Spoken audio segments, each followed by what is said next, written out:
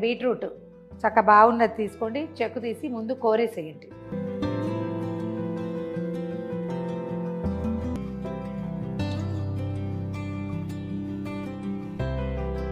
దీన్ని పూర్తిగా కోరేసి రసం తీసేద్దాం.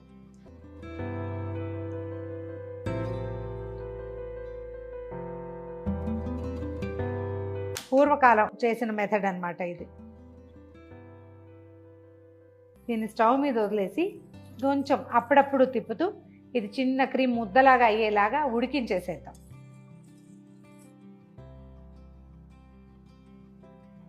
చూడండి, ఇంత జల్లిలాగా ఇలా దగ్గరగా అయిపోయేదాకా మనం తీసిన రంగంతా గిన్నెకే అంటేస్తుంది.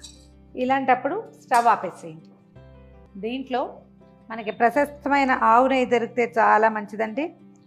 లేకపోతే ఓకే, ఇంకా చేయగలిగేది ఏం లేదు.